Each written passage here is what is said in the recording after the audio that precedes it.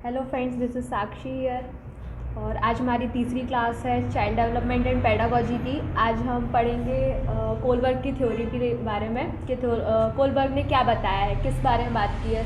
तो आप देख रहे होंगे लिखा है कि कोलबर्ग का नैतिक विकास, उन्होंने मॉरल डेवलपमेंट के बारे में बताया है। और एक बात और, कल की कोलबर्ग वाली थ्योरी में कुछ बच्चों के डाउट्स आ रहे थे कि संज्ञानात्मक विकास के बारे में, कि वो संज्ञान को कंफ्यूज हो रहे थे।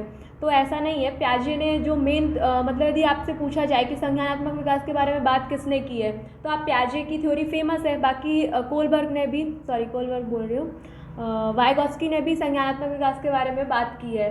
तो बाकी उनका सिद्धांत जो है वो सामाजिक सांस्कृतिक सिद्धांत के नाम से ही पूछा जाता है। पर ऐसी बात नहीं है कि उन्होंने संज्ञान के बारे में बात नहीं की है, बस थोड़ा अलग चीज़ें बताई हैं कि संज्ञान जो डेवलप होता है वो किस तरीके से कैसे होता है। ठीक है, तो कोलबर्ग की थ्योरी अपन डिस्कस करेंगे। तो कोलबर्ग ने बताया है नैतिक विकास के बारे में कि नैतिक विकास कैसे होता है बच्चे का। तो अपन डिस्कस करेंगे। पहले अपन समझेंगे कि नैतिकता होती क्या है। ठीक है, तो आपके जो बिलीव्स, वैल्यू और प्रिंसिपल, मतलब जो आपके सिद्धांत होते हैं, जो वैल्यूज़ जिन्हें आप मानते हैं, तो उनके आधार पर, उनके बेसिस पे आप जो भी डिसीज़न लेते हैं या जो भी डिसाइड करते हैं, जो निर्णय लेते हैं कि क्या सही है क्या गलत है, मतलब समझ रहे हैं ना आप। अपन जिस बेस पे, जो अपन ने अभी तक पढ़ा है या सीखा है बच्चे ने, जो सिद्धांत, जिस माहौल में वो रहा है, जिन सिद्धांतों को उसने माना है, उन सिद्धांतों के आधार पर वो जब डिसाइड करता है, निर्णय लेता है कि क्या सही है क्या गलत है, तो ये क्या है, ये किस वजह से हो रहा है, तो इसे अपन क्या कहते हैं, नैतिकता बोलते हैं। सही गलत के पीछे का जो कारण होगा, जिस बेसिस पे अपन डिसाइड करेंगे, वो क्या है, नैतिकता, मॉरलिटीज़ अपन बोलते हैं। तो नैतिकता क्लियर हो गया होगा। तो अब अपन बात करते हैं कि जब कोई बच्चा है, मान लीजिए कि नैतिकता के पीछे मतलब बच्चे कैसे क्या सोचते हैं, तो अपन ये वाला डिस्कस करते हैं। कोई बच्चा है वो स्कूल बंक करना सही मान सकता है, मतलब क्लास को बंक करके खेलना पसंद कर रहा है यदि वो, तो एक बच्चा है, मान लीजिए दो बच्चे हैं, तो एक मान सकता है कि हाँ मेरे पापा ने फ़ीस जमा की है और मैं स्कूल क्लास बंक करके खेलने जा रहा हूँ क्रिकेट, तो ये गलत है। तो ये इसकी क्या हो गई, मॉरल रीजनिंग हो गई, मतलब नैतिक तर्कना हो गई, नैतिकता हो गई। और दूसरा बच्चा इस बात को सही भी मान सकता है कि हाँ तो क्या हुआ, मैंने इन्जॉय तो किया ना, मतलब ये क्या है, ये उसके जो उसने सीखा अभी तक, जो उसके सिद्धांत होंगे, प्रिंसिपल्स होंगे, वैल्यूज़ होगी, उनके बेस पे ये वो डिसाइड करेगा कि क्या सही क्या गलत है। और कोलबर्ग के अनुसार जो सही गलत की प्रक्रिया होती है, जिस मतलब सही गलत में जिस हिसाब से अपन निर्णय लेते हैं सही है क्या गलत है, तो जो चिंतन प्रक्रिया जो शामिल होती है इसमें, उसको नैतिक तर्कना कहते हैं। नैतिक तर्कना समझ गए होंगे आप, जो अपन सही गलत के पीछे निर्णय लेते हैं उसके पीछे जो चिंतन प्रक्रिया होती है, ठीक है, थिंकिंग प्रोसेस जो चलती है, उसे नैतिक तर्कना बोलते हैं। और जो कोलबर्ग ने एक बात बोली है कि जो नैतिक तर्कना है, मॉरल रीजनिंग है, वो क्या होती है, एज के हिसाब से चेंज होती रहती है। जैसे एक एज में बच्चे को लगेगा कि खेलना ये सही है, मतलब क्लास को बंक करना सही है, पर वो अपन का स्कूल क्लास में मैक्सिमम बच्चे नहीं क्लास बंक करते हैं, पर जब अपन कॉलेज में पहुंचते हैं अपन इजीली हाँ ठीक है चलो हो गई, एक आध क्लास चलती है। तो जो ये रीजनिंग लगा रहे हैं अपन, ये चेंज होती रहती है एज के साथ साथ। ठीक है, तो कोलबर्ग ने बताया कि जो जैसे जैसे हम बड़े होते हैं, हमारी नैतिक तर्कना जो होती है, जो हमारा देखने का नज़रिया होता है, वो बदलता रहता है। ठीक है, और एक बात और, जो कोलबर्ग थे, उन्होंने एक जो हिंस डिलेमा, मतलब हिंस की दुविधा नाम की एक कहानी समझ लीजिए आप, मतलब एक स्टोरी उन्होंने बनाई थी। उसके बेस पर उन्होंने जज किया, डिसाइड किया, निर्णय लिया कि कैसे मतलब लोग सोचते हैं। तो जो हिंस की दुविधा थी उसे अपन पहले समझ लेते हैं, कई बच्चों ने पढ़ी होगी, और मैं बता देती हूँ वापस से। क्या हुआ था, एक, ये यहाँ की बात नहीं है इंडिया की, एक यूरोप की बात है। तो एक हिंस नामक का एक व्यक्ति था, ठीक है, उसकी एक वाइफ थी। तो उसकी वाइफ को एक बहुत मतलब डेंजर बीमारी हो जाती है, मतलब मौत की कगार पर होती है। ठीक है, तो जो डॉक्टर होते हैं उन्होंने बोला कि इसकी केवल एक ही दवाई है जिसके थ्रू ये सही हो सकती है, जिसकी वजह से वो आप लेके आ जाइए। तो हिंस उसको पता करता है कि हाँ क्या है ऐसा। तो वो दवाई जो होती है वो बहुत महंगी होती है, मतलब उसके पास पैसे नहीं होते उसे ख़रीदने के लिए। जो मेडिकल वाला होता है वो उसको डबल ट्रिपल रेट पर उसको दे रहा होता है, उसके पास इतने पैसे नहीं होते। तो अब हालांकि उसे जान तो बचानी है, तो अब वो यहाँ पे क्या है, डिलेमा में है, मतलब दुविधा में है कि उसे दुकान से चोरी करना चाहिए, हालांकि वो नहीं करना चाहता, फिर भी उसे उसके लिए ये है, मतलब वो ये इस बेस पे डिसाइड करेगा कि उसके लिए जान बचाना ज़्यादा ज़रूरी है या फिर चोरी करना। यदि वो नहीं भी चाहता है तो भी वो चोरी करेगा, चोरी करके दवाई लेके आएगा और उसकी जान बचाएगा। तो उसने ऐसा ही किया। मेडिकल से दुकान से चोरी की वो दवाई और डॉक्टर को ला के दी, जिससे उसकी वाइफ की जान बच गई। ठीक है, तो ये कोलबर्ग ने एक स्टोरी सुनाई, और ये स्टोरी क्या किया उन्होंने, एक्सपेरिमेंट किया कि 70 लड़कों को, मतलब 70 बॉयज़, उन्होंने गर्ल्स पे ये प्रैक्टिकल, मतलब ये थ्योरी गर्ल्स पर बेस्ड नहीं थी, इस बात पे उन्हें क्रिटिसाइज़ भी किया गया है, आलोचना भी की गई है, इसे अपन आगे भी पढ़ेंगे। ठीक है, तो 70 लड़कों पे उन्होंने ये एक एक्सपेरिमेंट टाइप का किया। उन्होंने ये स्टोरी सुनाई कि आप क्या डिसीज़न लेंगे, मतलब हिंद ने सही किया चोरी करके या नहीं किया, उसे अपने वाइफ को मर जाने देना चाहिए था, नहीं चोरी करनी चाहिए थी, या फिर उसने बचाकर सही किया। तो अब ये जो स्टोरी हिंज कोलबर्ग ने सुनाई थी 70 बॉयज़ को, तो वो इसके पीछे उनका ये मतलब नहीं था कि वो ये सुनना चाहते थे कि बच्चे क्या निर्णय लेते हैं, बच्चे क्या सोच रहे हैं, कैसे सोच रहे हैं। वो सिर्फ इसके पीछे का रीज़न, मॉरल रीजनिंग जानना चाहते थे, मतलब नैतिक तर्कना था उनका मेन मोटिव, कि क्या लगाते हैं वो, क्या रीज़न देते हैं। तो उन्हें इससे मतलब नहीं था कि वो किस बेस पे जज कर रहे हैं या क्या कर रहे हैं, वो सिर्फ नैतिक तर्कना देखना चाहते थे। ठीक है, कि रीज़न क्या दे रहा है सही गलत के पीछे। तो इसी के बेस पे उन्होंने क्या किया है, 3 लेवल दिए हैं, 3 स्टेज दिए हैं, 3 लेवल दिए हैं और 6 स्टेज दिए हैं। उन्हें मैं अभी यहाँ पर नोट करूँगी। तो लेवल में और स्टेजेस में कंफ्यूज नहीं होना है। जो लेवल है वो 3 लेवल, मतलब 3 लेवल दिए थे, और जो स्टेजेस हैं वो 6 स्टेज दिए हैं, मतलब एक लेवल के अंदर 2-2 स्टेजेस दिए हुए हैं। वो मैंने यहाँ पे लिख दिए हैं, 2 यहाँ पे जगह नहीं थी, वो मैं भी बाद में इसको रब करके लिख दूँगी। तो जो पहला लेवल है वो कौन सा है, देखिए यहाँ पर पूर्व परंपरागत स्तर। ठीक है, और इससे अपन इंग्लिश में बोलते हैं pre conventional stage, Hindi English दोनों आप नोट कर लीजिएगा। तो जो पूर्व परंपरागत स्तर होता है, इसमें क्या होता है कि बच्चे सिर्फ इस पर जोर देते हैं, मतलब इस बेस पे निर्णय लेते हैं कि यदि उन्हें किसी चीज़ को करने में पनिशमेंट मिल रही है, मतलब उन्हें पिटाई या फिर डांट वाट पड़ रही है, तो वो बच्चे उस काम को नहीं करेंगे। पर उन्हें यदि खुशी मिल रही है या फिर रिवॉर्ड मिल रहा है, आप चॉकलेट दे रहा है, तो वो उस काम को करेंगे। वो सिर्फ अच्छा या बुरा या डांट इसको समझते हैं इस स्टेज में। यदि आप डांटेंगे, जैसे मान लो कोई बच्चा है, यदि आप उसने कोई टॉय है, कोई खिलौना तोड़ दिया, तो उसे लगा कि हाँ यदि भी मैंने तोड़ दिया है, मम्मा देखेगी तो डांट पड़ेगी, तो वो नहीं तोड़ेगा। ठीक है, और यदि किसी काम को करने का तो उसे आप चॉकलेट देंगे कि उसने अपना रूम क्लीन कर दिया, साफ़ कर दिया, अपनी बुक्स प्रॉपर रख दिया, होमवर्क कर लिया या खाना खा लिया, आप उसको चॉकलेट देंगे तो वो काम बार बार करेगा। मतलब उसका सही या गलत सिर्फ इस पर डिसाइड होगा कि उसको पनिशमेंट मिलने वाली है या फिर रिवॉर्ड, उसे आप डांट पिटाई देने वाले हैं या चॉकलेट देने वाले हैं। ठीक है, तो इस स्टेज में और कुछ नहीं सोच पाता बच्चे, अपन ने देखा है वो कहाँ ज़्यादा सोच पाते कि मेरा फ्यूचर इससे डिस्टर्ब होगा या क्या प्रॉब्लम मतलब हो सकती है। वो सिर्फ अच्छा या बुरा, मतलब चॉकलेट पनिशमेंट या रिवॉर्ड, इस पे बेस्ड लेते हैं डिसीजन। ठीक है, तो इसमें जो वो पहला स्टेज अपन डिस्कस करेंगे वो क्या दिया, बाहरी सत्ता पर आधारित चिंतन। ये क्या है, इसमें 2 to 4। अब आप लेकिन सोचेंगे कि ये जन्म से क्यों नहीं होता, तो मैं आपको एक बात बता दूं, तो 0 to 2 होता है, इसमें नैतिकता नहीं होती बच्चों में।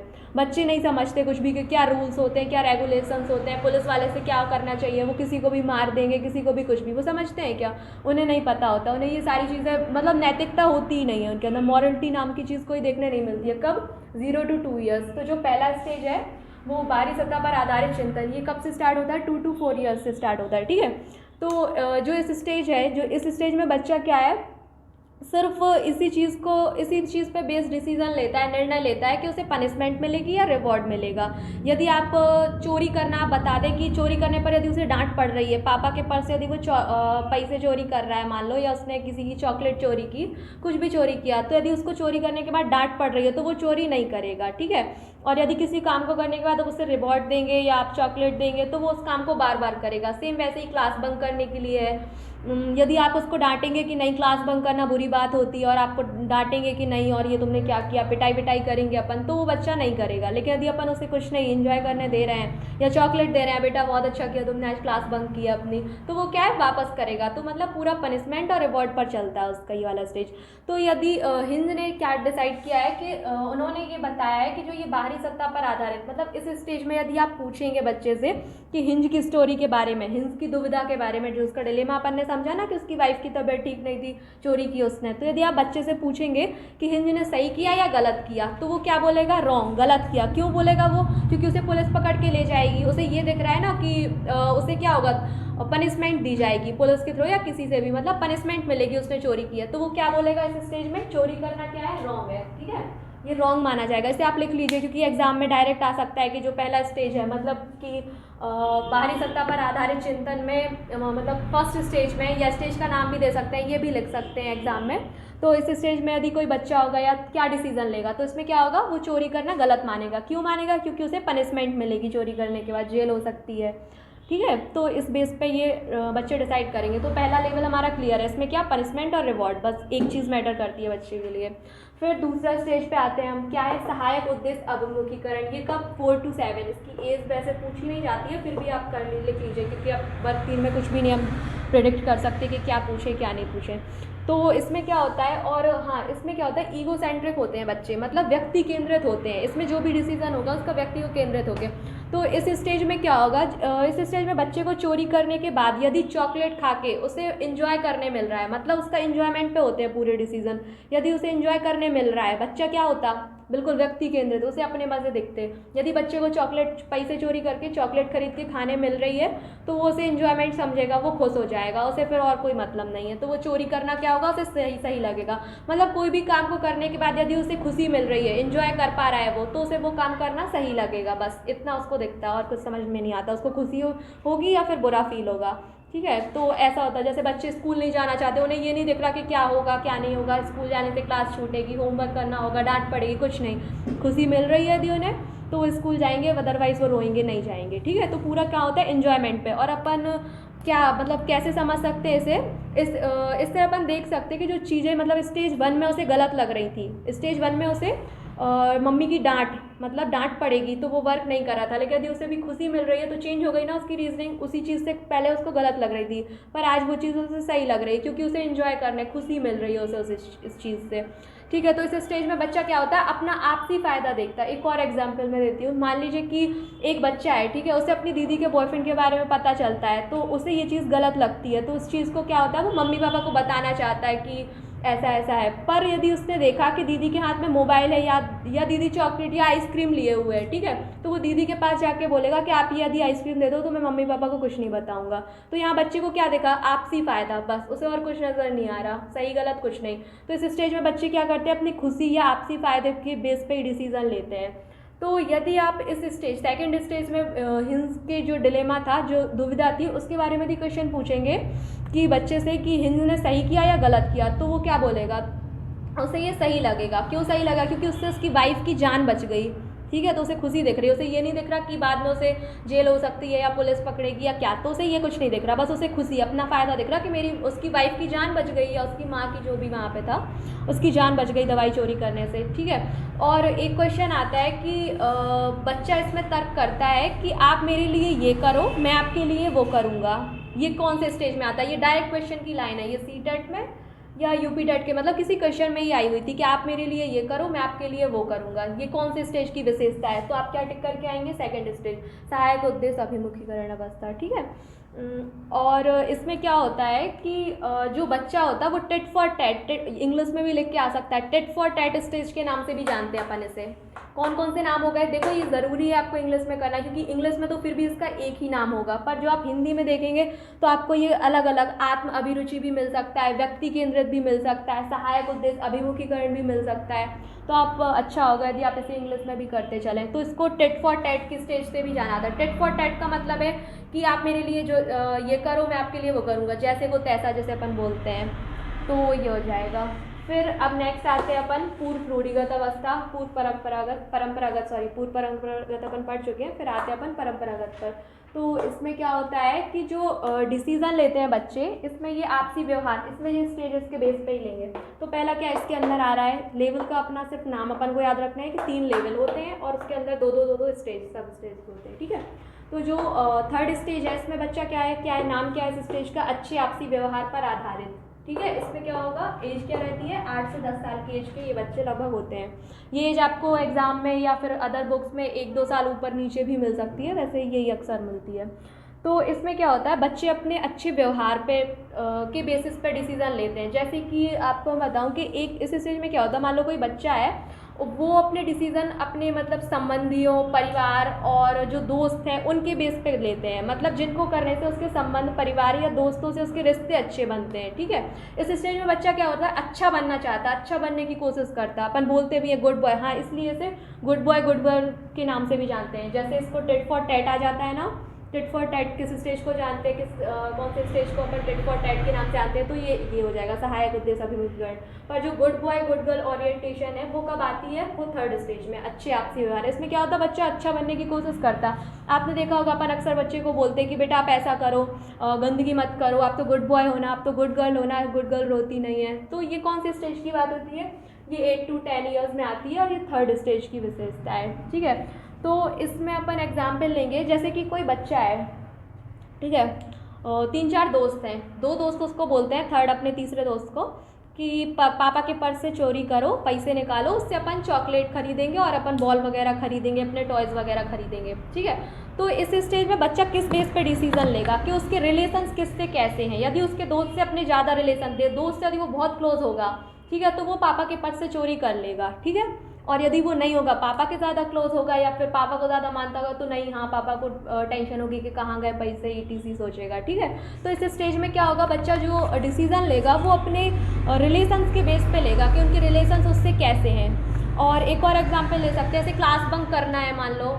तो उसके दोस्त बोल रहे हैं कि चलो क्लास को बंक करते हैं, तो वो फिर उसे याद आएगा कि नहीं, मेरे पापा ने इतनी फ़ीस भरी हुई है और उनको यदि पता लगा तो कितना बुरा लगेगा। तो उसके पापा की जो रिलेशन है उस पर डिपेंड करेगा उसके दोस्त से कैसे रिलेशन है और उसके फादर से कैसे रिलेशन है। ठीक है, तो इस बेस पे वो डिसीजन लेगा कि उसे क्या करना है, क्लास बंक करना है या नहीं करना है। ठीक है, तो इस स्टेज में यदि आप बच्चे से पूछेंगे कि जो हिंस ने क्या चोरी करके सही किया या गलत किया, तो वो सही बोलेगा, क्योंकि उसे उसका रिलेशन दिख रहा है कि इससे उसकी वाइफ की जान बच गई, वाइफ की जान बच गई। तो बच्चे को क्या दिख रहा है, रिलेशन दिख रहा है यहाँ पे। ठीक है, तो इस स्टेज में क्या होता है, बच्चा अपने व्यवहार, जो आपसी व्यवहार होते हैं उस पर उसके डिसीजन, उसके जो निर्णय होते हैं वो उस पर बेस्ड होते हैं। उसके रिलेशन मतलब उसका रिश्ता कैसे है, दोस्तों से यदि ज़्यादा होगा तो वो दोस्त साइड झुकेगा और फादर से ज़्यादा होगा तो वो उस साइड जाएगा। फिर नेक्स्ट आता है फोर्थ स्टेज। इसमें क्या है, सामाजिक व्यवस्था बनाए रखने पर आधारित चिंतन। इसमें एज क्या होती है, 10 to 13 ईयर्स। इसमें क्या होता है, इस स्टेज में बच्चा रूल्स को, लॉ को, ऑर्डर को, मतलब रूल्स समझ रहे हो ना आप, जो सरकार की तरफ से या कानून जो व्यवस्थाएं होती हैं उन चीज़ों को वो इम्पोर्टेंस देने लगता है कि जो रूल्स और लॉ के हिसाब से, जो नियम कानून होंगे उसके हिसाब से वो चलेगा, उसी के हिसाब से वो सही या गलत का निर्णय लेगा। ठीक है, जैसे आप एक एग्जाम्पल लेते हैं कि एक बच्चे ने, मान लो 3 बच्चे हैं, फिर वही एग्जाम्पल उसी से समझते हैं अपन। 3 बच्चे हैं, दोनों ने बोला, 2 दोस्तों ने मिलकर बोला थर्ड से कि अपने पापा के पर्स से चोरी करने के लिए, पैसे चुराने के लिए। तो वो किस बेस पर डिसीजन लेगा कि नहीं, चोरी करनी गलत बात होती है, इससे क्या हमें जेल हो सकती है, केस भी हो सकता है। तो वो क्या होगा, लॉ और ऑर्डर्स के बेस पे, मतलब कानून और नियमों के बेस पे अपने डिसीजन लेगा। तो यदि इस स्टेज में बात की जाए कि जो हिंद से बच्चे से पूछा जाए यदि कि हिंद ने सही किया या गलत किया, मतलब जो दवाई चोरी करके हिंद ने सही किया या गलत किया, तो वो इसको रॉन्ग मानेगा। क्यों गलत मानेगा वो, क्योंकि यहाँ पे वो सामाजिक व्यवस्था, वो ये सोचेगा कि यार उसने चोरी की, अब उसे जो जेल जाना पड़ेगा, केस कुछ भी हो सकता है, चोरी करना गलत बात होती है। तो ये क्या है, कानून, मतलब उसने कहा कि किस बेस पे, लॉ और ऑर्डर के बेस पे ये डिसीजन लिया है। ठीक है, तो इस स्टेज में बच्चे क्या करते हैं, जो सामाजिक व्यवस्था होती है, कानून बनाए गए होते हैं, उस पर आधारित अपने चिंतन करते हैं या निर्णय लेते हैं। ठीक है, इसका आप स्क्रीनशॉट ले लीजिए। इसके जो 2 नीचे स्टेज रह गए हैं वो मैं भी नोट कर दूंगी, इसका स्क्रीनशॉट ले लीजिए। इसके जो नाम है मैंने बताया, इसको टेट फॉर टैट बोलते हैं, आ जाता है क्वेश्चन में। और अच्छे आपसी, और हाँ, टेट फॉर टैट के अलावा इसमें व्यक्ति केंद्रित भी हो जाता है नाम। व्यक्ति केंद्रित मतलब बच्चा सिर्फ अपने आप से ही सोचता है, मतलब अपने आप को सेंटर में रख के सिर्फ अपने फ़ायदे को सोचता है। और जो अच्छे आपसी व्यवहार वाला है, इसमें गुड गर्ल गुड बॉय वाला ओरिएंटेशन चलता है इस टाइम पे। गुड बॉय गुड गर्ल के नाम से भी अपन इस स्टेज को जानते हैं। स्क्रीनशॉट ले लीजिए आप। तो अब डिस्कस करते हैं अपन थर्ड लेवल के बारे में। तो थर्ड लेवल का नाम क्या है, पश्च परंपरागत रूढ़ी या फिर पश्च परंपरागत स्तर। और इसे अपन क्या, दूसरा नाम क्या है, रूढ़िगत या फिर रूढ़ी से उठकर। मतलब इस टाइम इसमें अपन क्या करते हैं, जो रूढ़िवादी, जो अपनी पुरानी चली आ रही है कि ऐसे होना चाहिए, बच्चे को ऐसा करना चाहिए, तो इन सब से उठ के बच्चे सोचने लगते हैं। स्टेज से समझ में आ जाएगा आपको।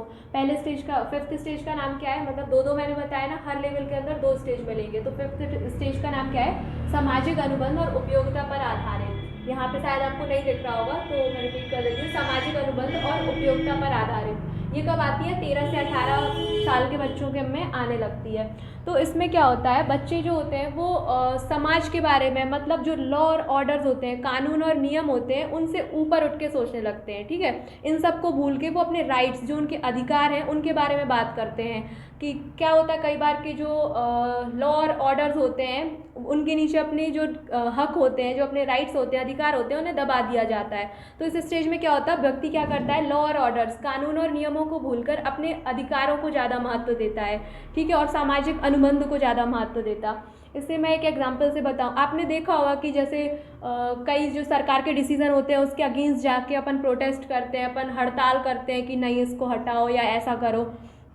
जैसे आप एक एग्जांपल बताती हूँ, मान लीजिए एक शहर है, वहाँ पर बाढ़ आ जाती है जिससे बहुत सारे लोग मर जाते हैं और बहुत सारे लोगों का बहुत हानि होती है, बहुत सारे लोगों के घर डूब जाते हैं। ठीक है, तो इसमें क्या होता है, बच्चे लोग जो होते हैं वो सड़कों पर उतर आते हैं एकदम और प्रोटेस्ट कर हड़ताल करते हैं कि सरकार जिम्मेदार है, सरकार को पता था कि यहाँ पे बाढ़ वाला इलाका है, मौसम ऐसा है और बाढ़ आ सकती थी, तो सरकार की जिम्मेदारी है, सरकार को डिसीजन लेना चाहिए था, सरकार को कुछ करना चाहिए था, बचाना चाहिए था। तो लोग जो गुस्सा होकर क्या होते हैं, सड़कों पर उतर आते हैं और हड़ताल करते हैं। लॉ के अगेंस्ट है ना ये, पुलिस डंडे वंडे भी कई बार चल जाते हैं ऐसे, लेकिन वो क्या करते हैं, जो लोग होते हैं वो जाके क्या करते हैं, हड़ताल चालू करते हैं, अपने राइट्स को ज़्यादा इंपॉर्टेंस देते हैं, कैसे लॉ और ऑर्डर से बढ़ के। गवर्नमेंट को तो सब पता है ना, उनके हाथ में, वो चाहते तो कर सकते हैं, लेकिन इस स्टेज में क्या करते हैं लोग, सीधे अपने कानून और जो नियम व्यवस्था बनाई गई है उन सब से ऊपर उठ के सोचते हैं कि जो हमारे अधिकार हैं, जो होना चाहिए, उसके बारे में बात करते हैं, भ्रष्टाचार को बिल्कुल सहन नहीं करते। ठीक है, तो इस स्टेज में आई होप समझ में आ गया होगा आपको। इस स्टेज के बच्चों से या लोगों से अपन पूछें कि हिंस ने क्या किया, जो हिंस की दुविधा थी उसके बारे, उस स्टोरी के बारे में यदि अपन पूछे कि हिंस ने चोरी करके सही किया या गलत किया, तो इस स्टेज में क्या आंसर होगा, इस स्टेज के बच्चों का आंसर होगा कि उसने सही किया। क्यों सही किया? क्योंकि लाइफ ज़्यादा इंपॉर्टेंट है। इस स्टेज में लोग क्या करते हैं, अपने अधिकारों को, यहाँ पे मतलब है लाइफ से ही है कि यार लोगों की जान ज़्यादा ज़रूरी है, इसलिए हम उनने रोड पर उतर के हड़ताल की।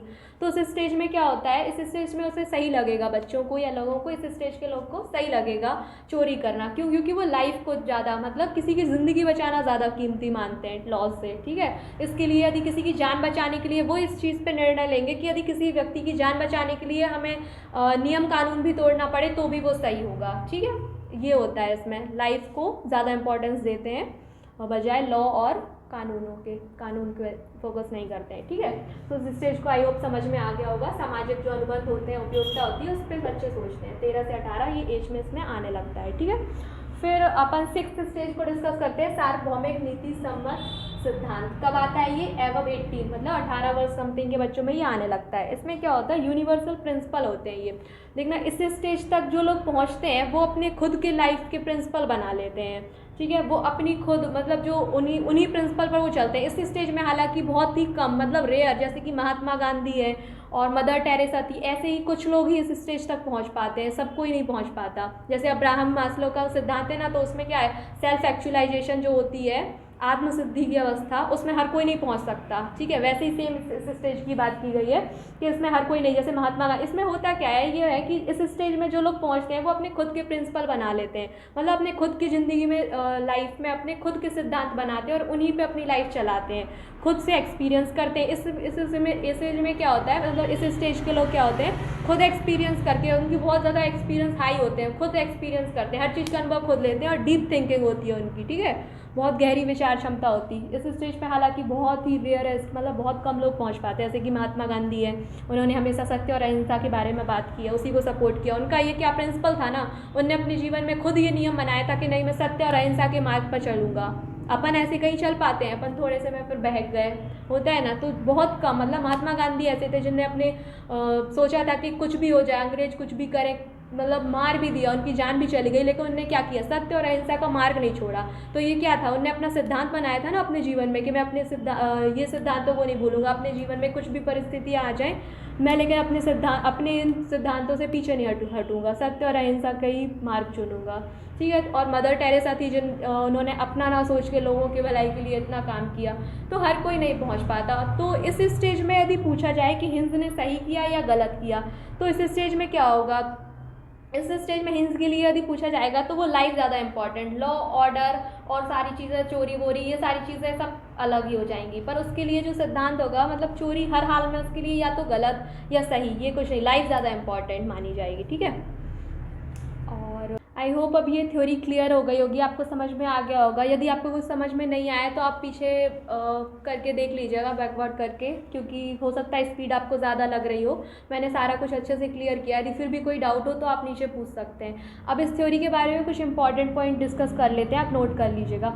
जो ये लेवल और स्टेजेस बताए हैं, तो जो कोलबर्ग है, लॉरेंस कोलबर्ग, पूरा नाम उनका लॉरेंस कोलबर्ग है, तो उन्होंने बताया कि जो लोग हैं वो एक लेवल से दूसरे लेवल में जा सकते हैं, पर इनका भी जैसे अपन ने प्याजे की थ्योरी में पढ़ा था ना कि कोई भी जो स्तर होगा, लेवल होगा, वो स्टेज स्किप नहीं करेंगे, धीरे धीरे एक एक करके ही अपन आएंगे। सेम वैसे ही इनके में था, पहले बच्चा फर्स्ट स्टेज में, फिर second, third, fourth, fifth, six, ऐसे ही जाएगा, कोई भी स्किप नहीं होगा। ठीक है, पहला पॉइंट ये है। दूसरा ये है कि ये सभी कल्चर में और सभी धर्मों में फॉलो होगी, क्योंकि फीलिंग्स तो सब में होती है ना, और चीज़ें तो फिर भी कल्चर मतलब संस्कृति के हिसाब से बदल सकती है, लेकिन ये सभी धर्मों में, सभी में समान रूप से फॉलो होगा ये थ्योरी या ये डिलेमा। ठीक है, और जो थर्ड है, जो फिफ्थ और सिक्स्थ स्टेज है, उसमें कॉम्प्लेक्स थिंकिंग, मतलब देख रहे हैं ना आपके वहाँ तक पहुँचना बहुत कठिन है। जो इसमें एज दी हुई है, वो एज ये नहीं है कि इस स्टेज में ये आ ही जाए, मतलब इस स्टेज के बच्चों में ये आ सकती है।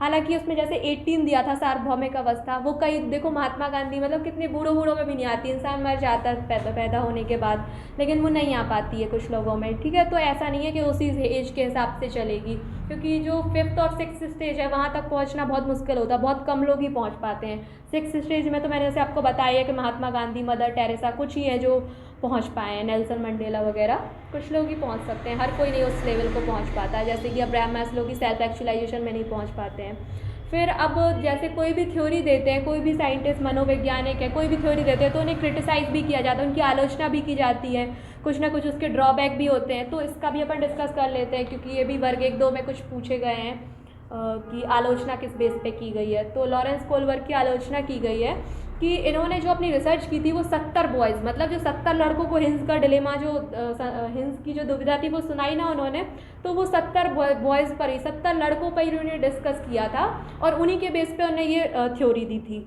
ठीक है, तो इसमें पहला ड्रॉबैक ये है कि ये थ्योरी लड़कियों पे बिल्कुल मान्य नहीं है, मतलब लड़कियों की बात कहीं की ही नहीं गई, लड़कियों का पॉइंट ऑफ व्यू भी नहीं पूछा है, सिर्फ लड़कों की ही बात की गई है। ठीक है, तो एक ये उनका ड्रॉबैक है कि इसमें फीमेल्स को कोई इंपॉर्टेंस नहीं दिया, सारे डिसीजन जो भी हो रहे हैं वो सिर्फ बॉयज़ के बेस पे बताया उन्होंने। ठीक है, दूसरा ये बताया उन्होंने, दूसरा ड्रॉबैक ये है कि जो ये सारी स्टेज हैं वो यदि देखा जाए तो एक पर्टिकुलर, यदि वो पढ़ा लिखा, यदि वो समाज का इंसान है, व्यक्ति है, तो वो इन चीज़ों को एडॉप्ट या फिर अचीव कर सकता है, मतलब इन स्तरों पर पहुंच सकता है, जो मैंने अभी लिखे थे, बताए थे आपको 6 स्टेजेस पर जो आदिवासी लोग थे, जो आदिवासी कल्चर के लोग हैं, जो आज भी रहते हैं, वो कभी फिफ्थ और सिक्स को तो पहुँच ही नहीं पाएंगे, क्योंकि उन्हें खाना पीना बस यही, वो इन्हीं चीज़ों में ही अटके हैं कि उन्हें सिर्फ खाने के लिए मिल जाए, पीने के लिए मिल जाए, कपड़े मिल जाए, बहुत से बहुत वो घर, सिर्फ अपनी सुरक्षा तक का ही वो इंतज़ाम कर पाते हैं। तो वो कभी दूसरों के लिए या नियम कानून वो इनको समझ सकते हैं क्या? नहीं समझ पाते हैं। तो ये सभी कल्चर के लिए उन्होंने बोला है कि जो नहीं पहुंच सकते, फिफ्थ और सिक्स स्टेज तक बहुत ही कम लोग पहुंच सकते हैं, जैसे मैंने बताया। और एक और थर्ड ड्रॉबैक ये देखने मिलता है, जो कोलबर्ग ने जो ये अपनी थ्योरी दी है, वो सिर्फ एक्सपेरिमेंट 70 बॉयज़, मतलब 70 लड़कों पे किया है, और वो 70 लड़के भी अभी इस स्टेज से गुजरे नहीं हैं। तो अपन कैसे मान लें कि जो उन्होंने कहा है 70 लड़कों ने वो सही कहा है, उनके अनुभव या उनकी नैतिक तर्कना या उनका जो निर्णय लेने का तरीका है वो सही था। तो इस बेस पे क्रिटिसाइज़ किया है कि जो 70 बच्चे थे वो 70 सबके सब थोड़ी ना इन स्टेजों तक पहुँचे हैं कि वो अपने एक्सपीरियंस बता पाएँ।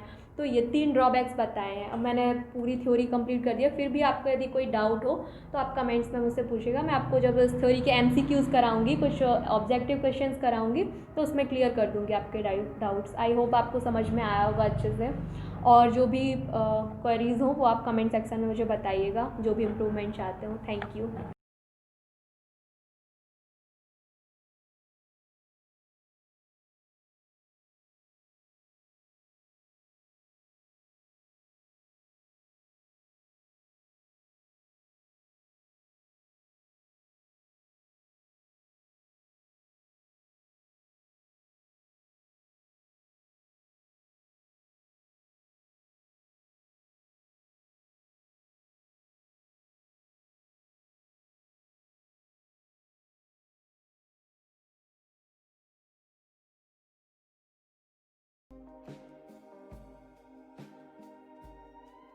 सक्सेसफुल जो सभी एग्जाम को टारगेट करते हुए ध्यान में रखकर ये मिशन चलाया जा रहा है। चाहे आने वाले जितने भी एग्जाम हो, वर्ग 3 महिला सुपरवाइजर, एमपी पुलिस, फॉरेस्ट, पटवारी, सीपीसीटी से रिलेटेड जितने भी एग्जाम है उन सभी को ध्यान में रखकर ये मिशन चलाया जा रहा है। व्हाट्सएप ग्रुप पर स्टडी कराई जा रही है, प्रिपरेशन कराई जा रही है, जिसमें बॉयज़ और गर्ल्स के अलग अलग ग्रुप बनाकर आपकी प्रिपरेशन कराई जा रही है। ग्रुप में आपको time table, strategy, routine, study material, daily and weekly test, guidance, motivation सब कुछ दिया जाएगा। और यहाँ पर ये आप देख सकते हैं अलग अलग ग्रुप बनाए गए हैं, लगभग 22 और आपको ऐड किया जाएगा। तो आप लोग बिना किसी देरी के मैसेज कीजिए और 9981167757 पर आपको ऑडियो मैसेज करना है। व्हाट्सएप से अपना नाम बता देना है, मैं आपको उसी एग्ज़ाम से रिलेटेड ग्रुप में ऐड कर दूंगा। महिलाओं के अलग ग्रुप हैं, पुरुषों के अलग ग्रुप हैं, आप देख सकते हैं, ठीक है। और इसके साथ साथ strategy, routine, syllabus, complete plan आपकी स्टडी के लिए, ताकि आप लोग बेस्ट रैंक हासिल कर सको यहाँ पर, ठीक है। आपकी तैयारी के साथ ही आपको पता लग जाता है कि आप अब अच्छी मेरिट हासिल करने वाले हो, क्योंकि यहाँ पर आपको टाइम टेबल दिया जाता है। हर एग्जाम का अलग टाइम टेबल होता है जो 7 दिन में बदलता रहता है। जुड़ने से आपको फायदा क्या मिलेगा? Time table, strategy, routine, study material, daily weekly test, guidance, motivation सब आपको मिलता रहेगा। जुड़ने के लिए आपको 99811677 और 757 ये व्हाट्सअप नंबर है, इस पर आपको ऑडियो से नाम बता देना है अपना और किस एग्जाम के लिए आपको जुड़ना है वो भी मुझे बता देंगे, तो मैं आपको जोड़ लूंगा। सभी एग्जाम की प्रिपरेशन कराई जाती है, सभी एग्जाम की ऑनलाइन ऑफलाइन टेस्ट सीरीज मिलती है, नोट्स मिलते हैं तो आप ले सकते हैं। ये सारा कुछ आप देख सकते हैं। कम से कम 1000 से ज़्यादा स्टूडेंट वर्ग 3 की प्रिपरेशन लगातार कर रहे हैं, जिनने नोट्स मंगाए हैं। 5000 से ज़्यादा स्टूडेंट मेल और फीमेल ग्रुप में जुड़े हैं। खासकर एमपीटीईटी के लिए टाइम टेबल दिया गया है उन्हें, और एमपीटीईटी के लिए जो स्पेशल नोट्स बनाए गए हैं, पीईबी जो सिलेबस है उसके हिसाब से उसको लेकर पढ़ना आप जरूर शुरू करें, क्योंकि उससे पीईबी सिलेबस पूरा कंप्लीट कवर किया गया है। मार्केट में ऐसी कोई बुक नहीं है जो सिलेबस को कवर करे और इतना बेहतरीन स्टडी मटेरियल आपको दिया जाए, जिसमें शानदार पेडागोजी भी दी गई है जो 15 नंबर की आने वाली है, और बाकी आपका जो 15 नंबर का अलग पार्ट है वो भी इसमें अच्छे से कवर आपका हो जाएगा। नोट्स लेने के लिए आप इंदौर में आ सकते हैं, हैंड टू हैंड भी ले सकते हैं, छतरपुर में भी ले सकते हैं। हैंड टू हैंड आपको कम कीमत में वो तुरंत मिल जाएंगे, बाकी आप अपने घर पे भी मंगा सकते हैं स्पीड पोस्ट से। उसके लिए भी मुझे 9981167757 पर मैसेज कर दें। छतरपुर का जो ऑफिस है वो छत्रसाल बुंदेलखंड यूनिवर्सिटी के सामने है। इस तरह के जो नोट्स बनाए गए हैं सारा कुछ स्पेशल फैकल्टी के द्वारा, कोशिश यही की जाएगी कि आपके 125 प्लस अंक आए, चाहे आप किसी भी कैटेगरी से बिलोंग करते हो। 125 प्लस अंक अगर आपके आ गए तो सिलेक्शन आपका वर्ग 3 में होने से कोई रोक नहीं सकता, ठीक है फ्रेंड। अब इसके साथ साथ ऑनलाइन टेस्ट सीरीज, जिसकी प्रिपरेशन उन्हें लगता है कि हो गई है, वो ऑनलाइन टेस्ट सीरीज भी लगा सकते हैं। ऑनलाइन टेस्ट सीरीज भी मैं आपको प्रोवाइड कर दूंगा। 30 ऑनलाइन टेस्ट मिल जाएंगे, 20 आपको पीडीएफ मिल जाएंगी। ये ऑफिस है हमारे छतरपुर का। यहाँ पर ये आपका चैनल है। प्यार देने के लिए, सपोर्ट देने के लिए बहुत बहुत शुक्रिया आपका। चैनल को सब्सक्राइब कर सकते हैं, जुड़ सकते हैं जितने भी नए मेंबर हैं, और पुराने मेंबर को परिवार का हिस्सा बनने के लिए शुक्रिया फ्रेंड्स। अपनी सेहत का ख्याल रखें, कोरोना से बच कर रहें। God bless you, all the best and take care.